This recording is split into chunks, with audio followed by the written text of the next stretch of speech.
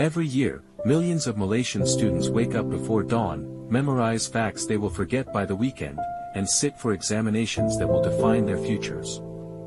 We call this education. But is it? This documentary asks a question that our education system rarely does. What is school actually for? Malaysia has one of the highest literacy rates in Southeast Asia.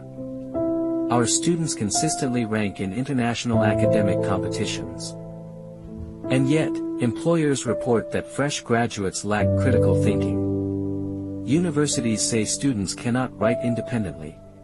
Lecturers find that students are afraid to ask questions.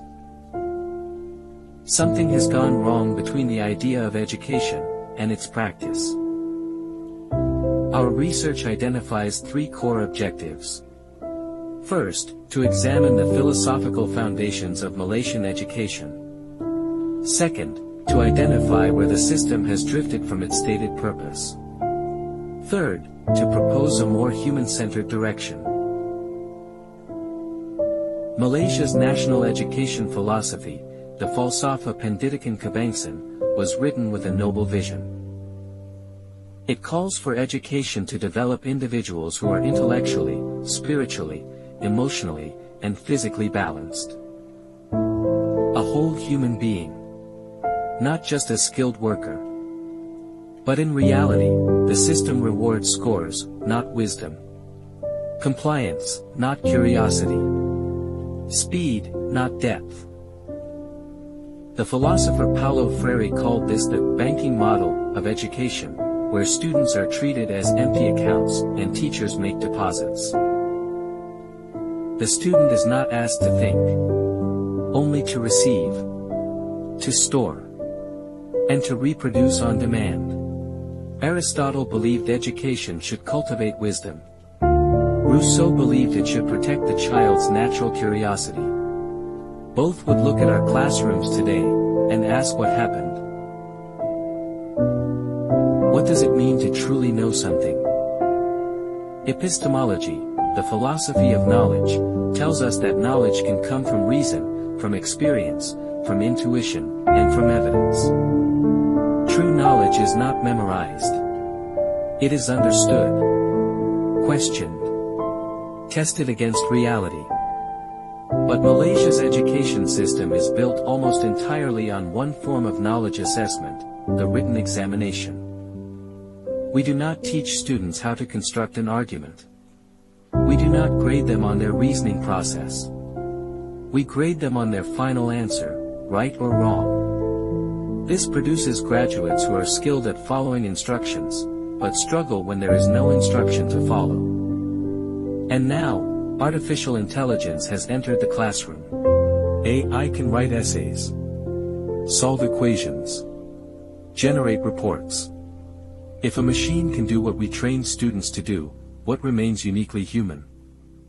The answer is wisdom, empathy, moral reasoning, creative imagination. The things that cannot be automated, because they cannot be measured in marks. Ask any Malaysian student what success means. Most will say, straight A's, a good degree, a stable job. Now ask, where did that definition come from? Every education system carries an ideology, a hidden set of beliefs about what matters, who matters, and what education is for. In Malaysia and across the world, the dominant ideology in education is economic. Education is seen as an investment in human capital. Students are resources. Skills are assets. This is not wrong, but it is incomplete. Because human beings are not capital. An education that treats them as such, produces people who do not know their own worth beyond their salary. Our research also examines colonial legacy.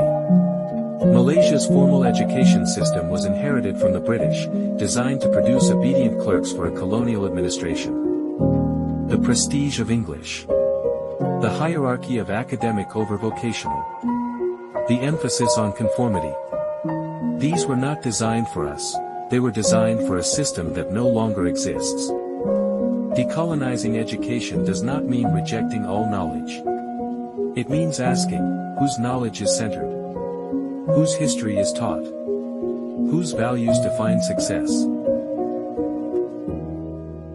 So, what do we suggest? First, introduce philosophy as a subject at secondary level. Teach students to think, argue, and question, not just to score. Second, reform assessment. Move beyond standardized exams to include project-based learning, portfolios, and oral reasoning. Third, decolonize the curriculum. Integrate Malaysian knowledge systems, indigenous wisdom, and local history taught from Malaysian perspectives. Fourth, invest in teachers. A teacher who cannot think philosophically cannot teach students to do so. Education is never neutral. Every curriculum is a statement of values. Every classroom is a political act.